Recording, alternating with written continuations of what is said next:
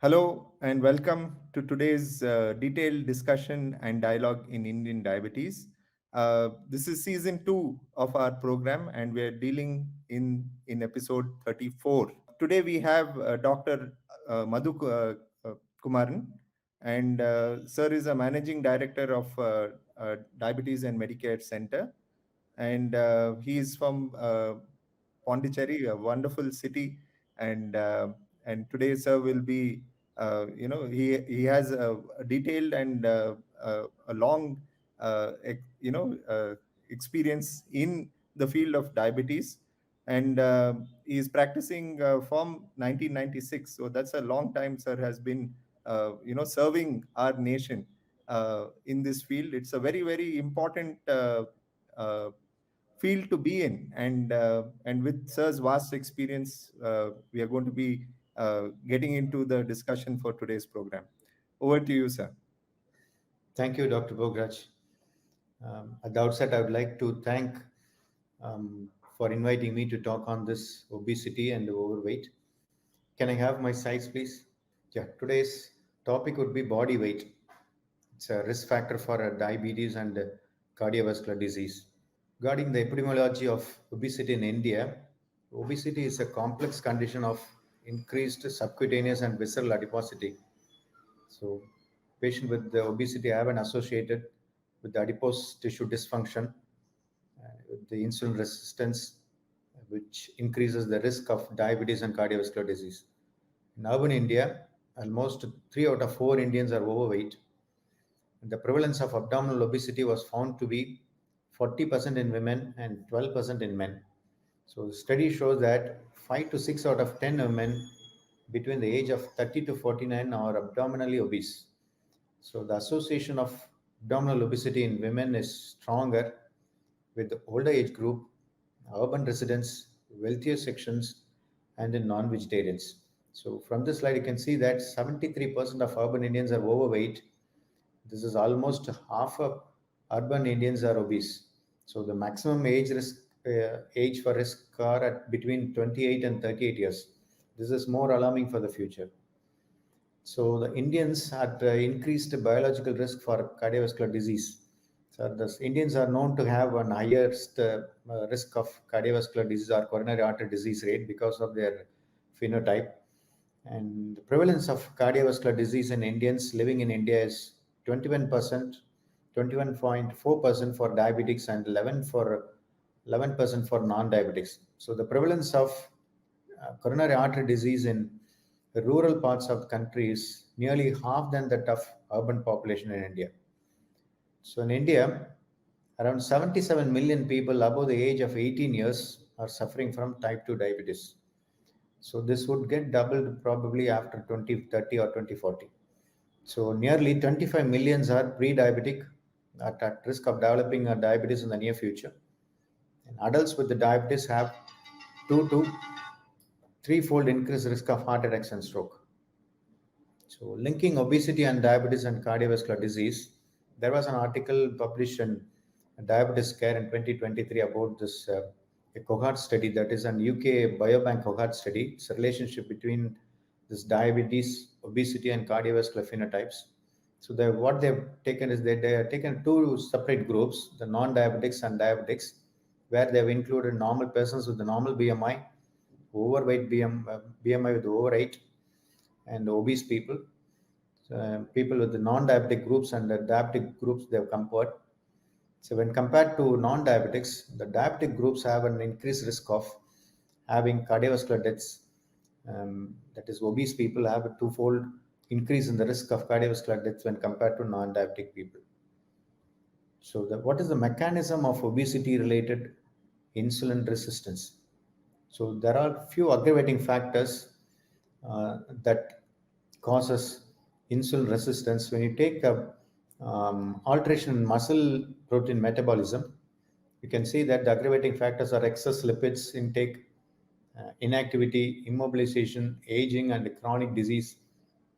All these things will impair the oxidative capacities, which in turn leads to accumulation of lipid derivatives, causing lipotoxicity, and it in turn causing your increase in insulin resistance, Whereas in adipose tissue, because of adipokines, the inflammatory process goes on, and which in turn induces the increase in insulin resistance, which causes the defect in translation pathway and reduction in protein quality and quantity to carry that protein, lipoproteins. So the mechanism of insulin resistance leading to type 2 diabetes and cardiovascular disease could be, so the insulin resistance leads to hyperinsulinemia, which in turn increases the MAP kinase activation in the muscle and causes accelerated atherosclerosis in the arteries. So, which on the other side, you can see that the impaired PI3 kinase signaling causes the impaired glucose uptake in the muscle and impaired suppression of glucose production. So, this causes the development of type 2 diabetes. So, how to prevent it? Prevention may be very simple and it's be very easy to prescribe to the patient, but patients find it very difficult to carry on. So, the how to prevent obesity is you have to limit unhealthy food, increasing the physical activity of the patients, limiting the screen time, television time, and improving sleep and reducing stress are the main factors that reduces the obesity. And for the prevention of type 2 diabetes, lifestyle changes, reach and keep a healthy body weight, and stay physically active with at least 30 minutes of moderate exercise each day. Eat a healthy diet, avoid sugars and saturated fat, and avoid smoking. So, to prevent a cardiovascular disease, again, the healthy eating habits is more important with a good amount of physical activity, stop smoking, and checking the blood sugars, the lipid levels, and sugar levels. All these things plays a major role in prevention of cardiovascular disease. So, coming on to therapeutic strategies about this overweight, the FDA has approved few medications for short-term use. Phentermine and diethylpropion could be effective, and for approved for long-term uses, orlistat, again phentermine, topiramate, buprion, liraglutide, semaglutide. At the recent past, the oral semaglutide has come. All these molecules prove to be a good therapeutic strategy for reducing a long-term reduction in body weight.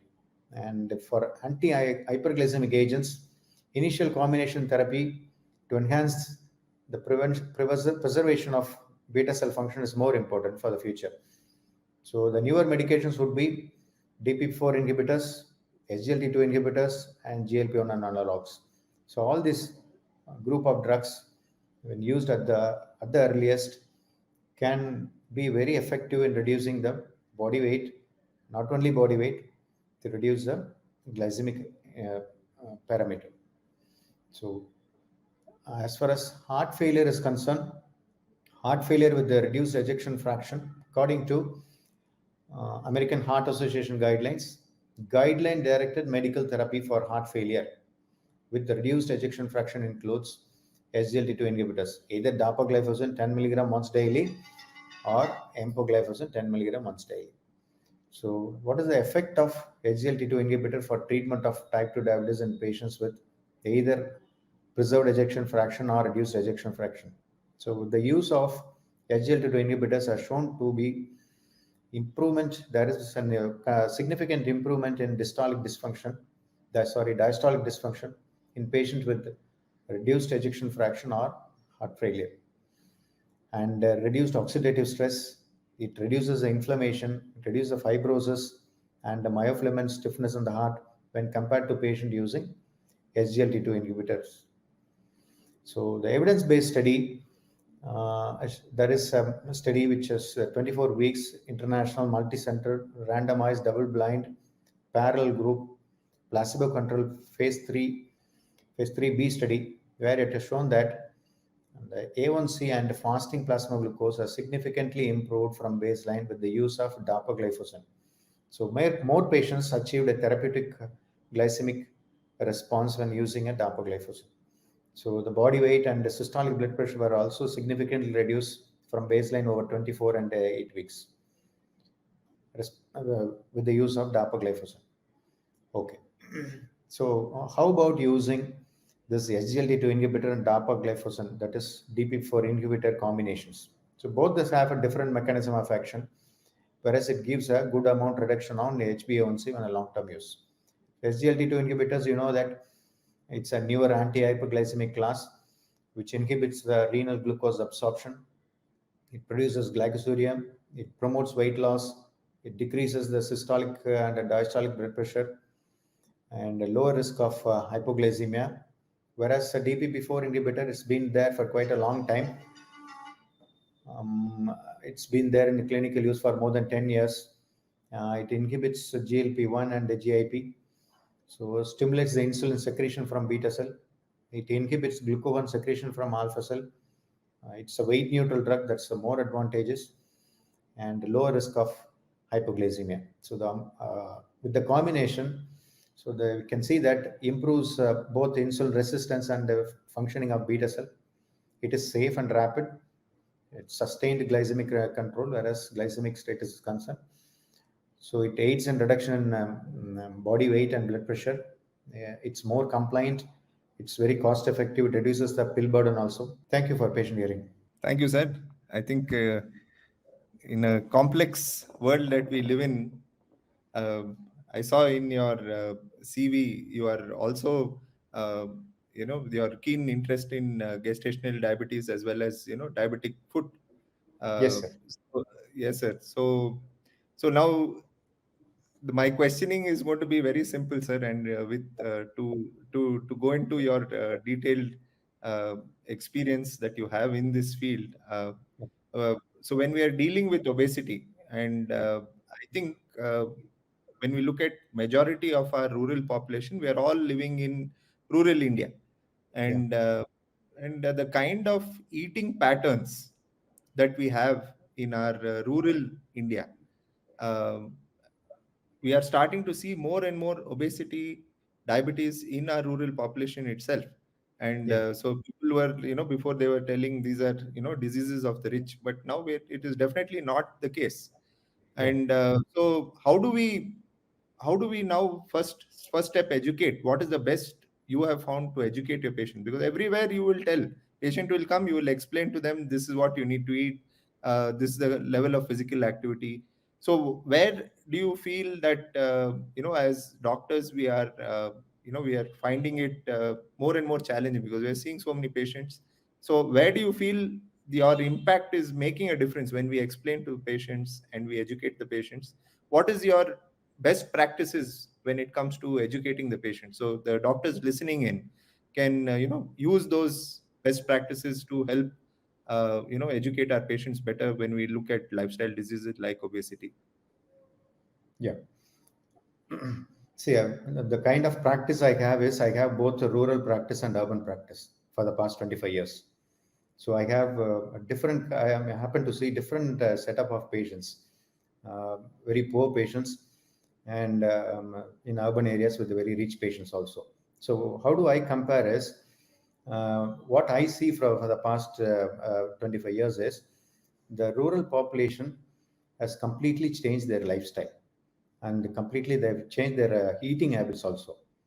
And with the invent of the screens and everything, their sleeping habits and their traditional foods also, it has completely changed. And with the availability of a lot of fast foods in the rural areas, each and every bus stop has got a fast food right now in rural areas. So they are more fond of, children's in rural areas also more fond of. And I could see the incidence of obesity is also increasing in rural areas when compared to urban areas. For a comparison, in Pondicherry, where I am living is, there is a 1% increase in the incidence of diabetes in rural areas than urban area. So this was the last recent reports. So the lifestyle, the food habits, and the pattern of eating, the time they eat, and the time to go to the sleep, it's everything is completely changed. And educating them is really, it is very hard to find time to educate, because as in India, as a practitioners, we do see a lot of outpatients in our clinics. And as a diabetes educator, I do have enough of diabetes educators to teach them as far as dietary habits are concerned, as far as their lifestyle is concerned. So, with the help of paramedical staffs, we spend some time with the patients to educate their lifestyle and their food habits, and the way they live also, and the way they carry out their traditional foods. All these things are matter. So we teach all these things to make sure that patient follows their traditional lifestyle and prevent their future people from diabetes. Excellent point you made, sir. We need to have help in all our Indian practices. One person cannot manage the complexities that it takes when it comes to assessing eating patterns. So taking help from paramedical staff is a very important aspect that you brought out. So when we are approaching our patients, when we take a good diabetes history as well as even taking a good obesity history, um, how how have you seen now? You mentioned the common points that the all of us are looking into going into fast food, and the lifestyle is changing because with the sleep pattern. So Yeah. focusing on sleep, how much do you feel it is playing a part, sleep and stress, these 2 points? Because again, in our day to day, when we are taking the history, uh, difficult for us to assess these important points. Having a good sleep pattern, uh, going into deep sleep is something that we very difficult for us to see how we don't have tools easily available for us to assess. But how important is it for us to educate our patients about good sleep hygiene, especially when we're talking of somebody who is trying to lose weight, dealing with their obesity? Yeah. Yeah, keeping eye on this sleeping pattern. Nowadays, we could able to get the history from the patient that the screen time is more. So people using with the amount of advent of lot of screens like that, that is the mobile screens. Um, Not only the elderly, not only the middle-aged group, or not only this children, they use excess of mobiles, and the screen time is more increased. That invariably affects the stress of the patient. It increases the dopamine level. It increases the growth hormone level. So it directly plays a role on putting on a lot of weight. So we have to teach the patient that 10 o'clock to 6 o'clock would be a good sleeping pattern. So at least 7 to 8 hours of sleep is a good habit. So the only way to teach them is to reduce the screen time, and make sure that they're stress free, and make sure that um, they eat at least 2 hours before they go to sleep to have a good sleep pattern, so that the incidence of obesity can also be reduced, and people can all be much healthier at the next day when they go to a deep sleep. That is what you are mentioning about. So really, we were missing that part of recently because of the screens. That's what I feel.